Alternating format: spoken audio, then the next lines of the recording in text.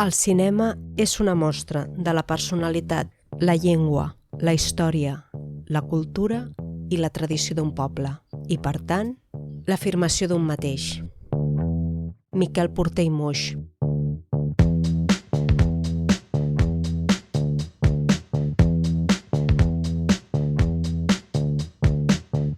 En l'anterior episodi, amb l'arribada del cinema a l'estat espanyol, Barcelona va convertir-se en un autèntic plató de cinema. D'aquell període en destaquen un munt de persones rellevants: Fructuós Gelabert, Segundo de Chomón o Albert Marro, i tres de les productores més grans del moment: Hispanofilms, Estudio Films i la Barcinógrafo. Amb l'arribada de la Segona República i la instauració de la Generalitat i, sobretot, l'arribada del cinema sonor, el cinema fet a Catalunya segueix tenint un paper molt important. Un paper que preveia un futur molt prometedor. Malauradament, aquell somni va quedar trencat per l'esclat de la Guerra Civil. El cinema català podrà recuperar aquest paper i aquest futur prometedor que tenia als anys 30? Ara ho descobrirem. Llums, càmera, acció.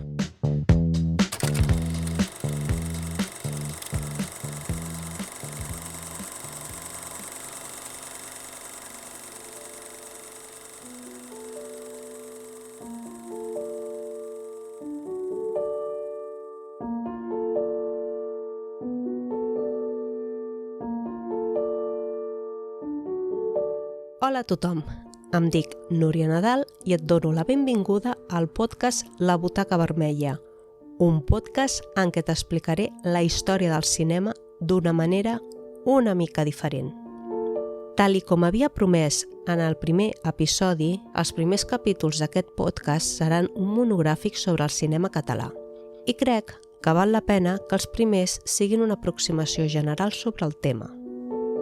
Així que aquest episodi el dedicaré a continuar el breu resum sobre el cinema català al llarg dels seus primers 100 anys d'història. En aquest capítol, en concret, parlaré del període de postguerra fins a la transició. En aquest capítol sortiran noms de pel·lícules i també de professionals del sector. Ja d'entrada t'aviso que m'hagués agradat mencionar-ne molts més, però en tenir una limitació d'uns 20 minuts i escaig per episodi, he fet una selecció d'ells. Possiblement els seus noms no siguin massa coneguts, però t'asseguro que cada una de les persones que menciono ha tingut un paper molt important en el desenvolupament del cinema al nostre país. I abans de continuar, una última apreciació, o més aviat una aclaració. Què s'entén per cinema català?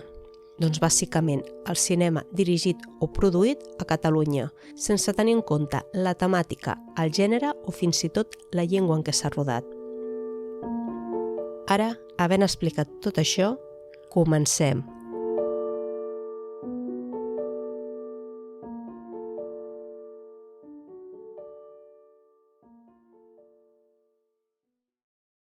–18 de juliol de 1936. Esclata la Guerra Civil.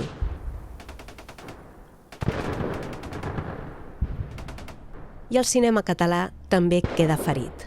De cop i volta, el gran desenvolupament que havia viscut el cinema sonor queda paralitzat. Fins a aquell moment, Barcelona seguia sent un dels punts més importants del cinema espanyol. Una de les productores més importants del moment, Orfea Films, s'havia instal·lat al Palau de la Química de Montjuïc. Els Orfea eren els primers equipaments professionals que permetien la realització de cinema sonor a Espanya. Una novetat que va permetre atraure a grans directors de cinema com Benito Perojo o José Bachs a Barcelona. Entre totes les primeres produccions dels Orfea en destaca una, El cafè de la Marina, de Domènec Pruna, i no pas ciruela, com diu a la Wikipedia. Basada en el text de Josep Maria de Sagarra, El cafè de la Marina es pot considerar com la primera pel·lícula sonora en català. Tot i estrenar-se amb molta pompa el 23 de març de 1934, el cafè de la Marina va ser un fracàs comercial. El desengany del cafè de la Marina va fer que els inversors no arrisquessin més amb aquest tipus de cinema. Ni la consciència nacional ni produccions que únicament fossin en català. Tot i això, la producció a Barcelona va continuar a un molt bon ritme. Orfea Films no era l'única productora que plantava cara al cinema estranger. En els seus estudis acollien un munt de productores: Exclusives Diana, Ibèrica Films, Selecciones Capitolio, Barcelona Film i molts altres. L'activitat a Montjuïc era frenètica. Orfea Films també va ser pionera en molts altres aspectes. Ara mateix m'agradaria destacar que Orfea Films va produir el primer film sonor de tota Espanya dirigit per una dona. Era El gato Montés, de Rosario Pi. Amb l'arribada de la guerra, tot això va canviar.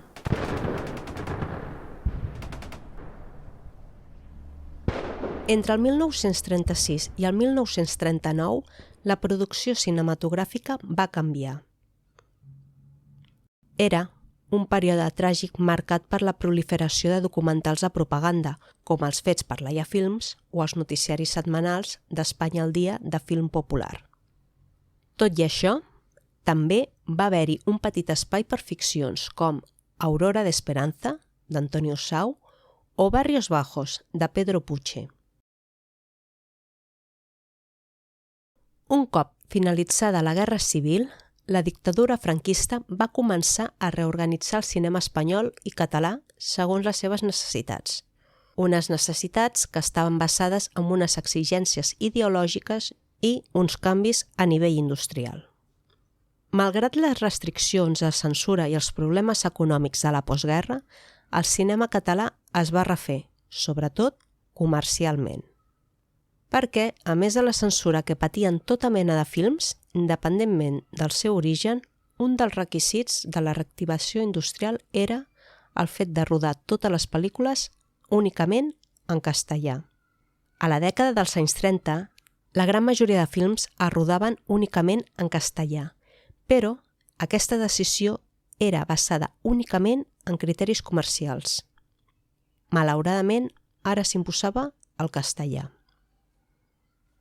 A més de la imposició de l'idioma, també va haver-hi canvis a nivell estructural en la producció. L'any 1944, davant de les 55 productores ubicades a Madrid, a Barcelona només n'existien 18. 20 anys abans, la producció cinematogràfica a Madrid era pràcticament inexistent. Tot i els entrebancs i problemes, el cinema fet a Barcelona intentava ser comercial per poder amortitzar les seves produccions. Això va permetre l'aparició de nous cineastes com Manuel Blay, Joan Fortuny, Francesc Gibert, Pere Pujades, Ramon Quadreny, Fèlix Apomés, Armand Sevill o Alejandro Ulloa, i, paral·lelament, la consolidació d'un cinema negre molt proper a l'esperit del cinema negre nord-americà.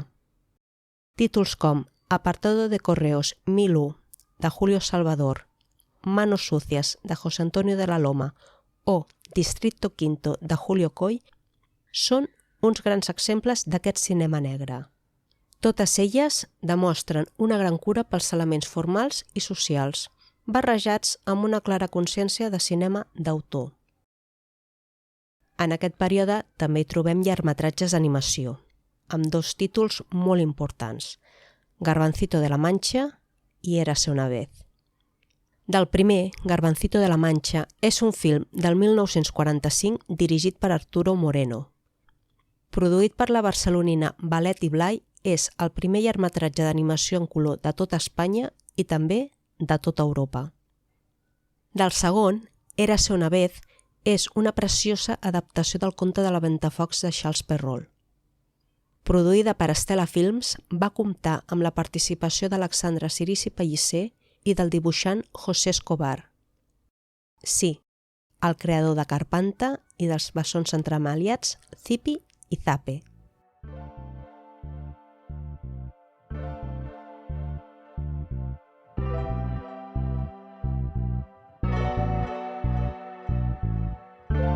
M'encanta el cinema d'animació i el tema és molt interessant, però ara no és el moment d'explicar-te ni els problemes de producció ni la importància que van tenir Garbancito de la Mancha o Érase una vez.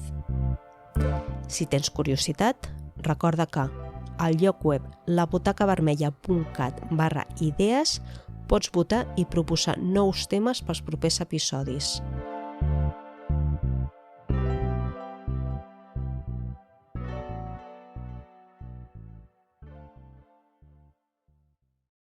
Dins d'aquest període de recuperació, també cal recordar a Ignacio Ferrer Siquino i els estudis Balcázar.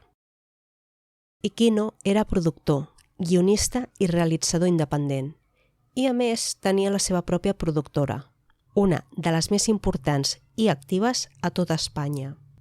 Paral·lelament a totes aquestes activitats també tenia els seus propis estudis, els estudis IFI, que estaven situats al Paral·lel, un local que ha acabat convertint-se en un supermercat. Entre la filmografia d'Iquino hi trobem més d'un centenar de títols de tota mena de gèneres: drama, comèdia, cinema negre i, cap al final de la seva carrera, hi trobem westerns i els drames softcores o pseudoeròtics, un gènere propi del cinema de la transició, anomenat el del destape. Gràcies a les produccions d'Iquino, Barcelona produeix més del 25% de cinema espanyol i, a més, té la distribució en exclusiva d'alguna de les majors americanes. Els estudis Balcázar eren propietat de la família Balcázar, una família que ja tenia experiència en el sector. Anteriorment, Alfonso Balcázar havia fundat Producciones Cinematográficas Balcázar i també va participar en la creació de la distribuïdora Filmax. El 1964, en el moment en què Barcelona perd la gran majoria d'estudis de cinema, els germans Balcázar creen Los Estudios Balcázar. Aquests estudis, situats a Esplugues de Llobregat, comptaven amb 5 platós diferents i diverses sales de muntatge i de producció. A més, per donar cobertura a les coproduccions, especialment a les espanyoles i les italianes dels spaghetti westerns, van construir un plató a l'aire lliure. Era Esplugues City. Als anys 60, un grup de cineastes intel·lectuals de Barcelona van decidir que s'havia de fer un cinema diferent al que es feia a Madrid. Influïts per la Nouvelle Vague de França, pel Fray Cinema anglès i altres avantguardes cinematogràfiques dels anys 60, les pel·lícules de l'Escola de Barcelona s'apropaven més al cinema d'avantguarda que no pas al cinema clàssic convencional i comercial. Es buscaven personatges i situacions molt diferents a la que es rodaven a la resta d'Espanya.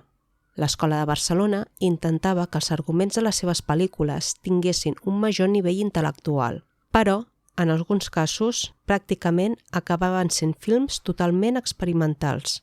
Això sí, amb un marcat to antifranquista. Entre els integrants de l'Escola de Barcelona hi trobem a Ricardo Muñoz Suay, Vicente Aranda, Jacinto Esteve, Joaquim Jordà, José María Núñez o Pere Portabella, entre molts altres. I no ens podem oblidar de les seves muses, 3 models de gran bellesa: Serena Bergano, Romy, pseudònim de Carmen Romero, i Teresa Gimpera.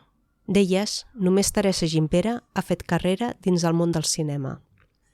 Segurament, la pel·lícula més emblemàtica d'aquest moviment és Dante no es únicamente severo, de Jacinto Esteve i Joaquim Jordà, i es pot definir com l'autèntic manifest de l'Escola de Barcelona. L'Escola de Barcelona es va començar a disgregar a començaments del 1970, arran del fracàs comercial de totes les pel·lícules. Unes pel·lícules incompreses pel gran públic i que no van comptar amb el suport de les minories més cinèfiles.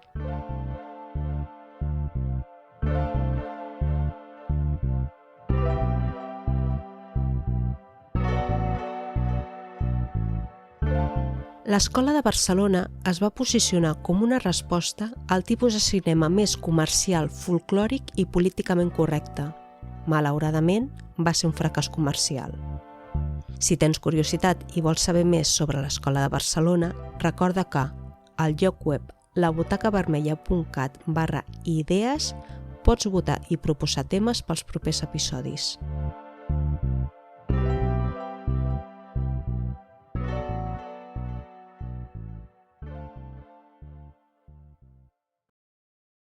La mort de Franco va suposar el començament de la recuperació dels valors i institucions democràtiques a l'estat espanyol, i especialment a Catalunya. Una realitat de la qual el cinema es fa ressò mitjançant la irrupció de noves sensibilitats creatives i polítiques.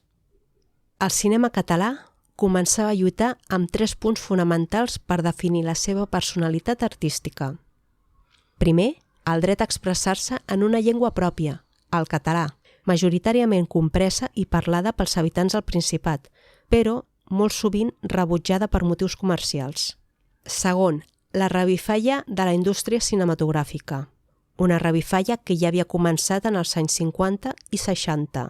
I, finalment, la recuperació de la memòria històrica, un orgull nacional reprimit durant el franquisme.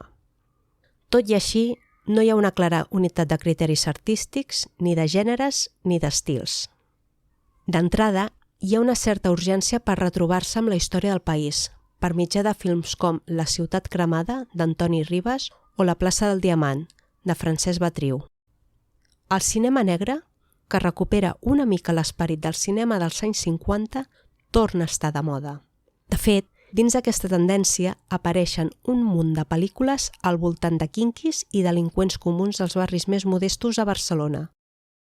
Un exemple de tot això són els títols de José Antonio de la Loma. Títols com Perros callejeros o Yo el vaquilla i la resta de títols de la saga es fan ressò del problema de la seguretat ciutadana durant la transició.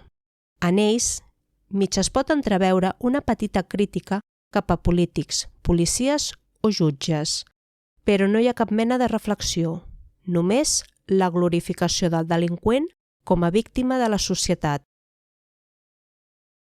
En aquest punt, també hi ha espai pels documentals, com el de La nova cançó, de Francesc Bellmunt, o Ocaña, retrat intermitent de Ventura Pons. I, amb l'arribada de la democràcia, també hi ha espai pel trencament dels tabús sexuals.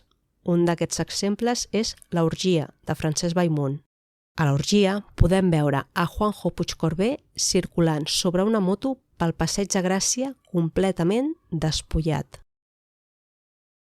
De molts d'aquests films i personatges queda ben segur que en parlarem en els propers episodis d'aquest podcast. Una última dada abans d'acomiadar-me. A l'octubre del 1999, al Festival de Cinema de Sitges va presentar-se Mones com la Becky, de Joaquim Jordà i Núria Villazán. Amb aquesta obra, iniciativa del Màster de Documental de la Universitat Pompeu Fabra de Barcelona, el cinema català començava una nova etapa, un període que ha permès consolidar una indústria cinematogràfica a casa nostra. N'han destacat un munt de títols fets per grans professionals del sector, però també la creació de l'Acadèmia del Cinema Català i una gala pròpia, els Premis Gaudí. No ens podem oblidar que un film, Alcarràs, de Carla Simón, ha guanyat l'Os d'Or a la Berlinale. Així que, llarga vida al cinema català.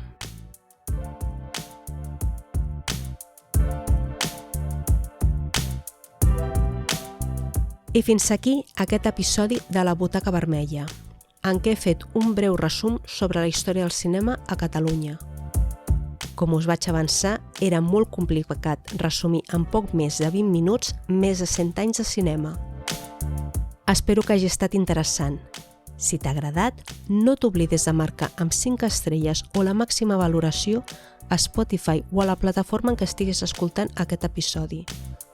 Moltes gràcies per escoltar-me i per estar a l'altra banda. Recorda que al lloc web labutacavermella.cat pots trobar la transcripció d'aquest episodi i notes per poder ampliar la informació. A reveure i fins aviat!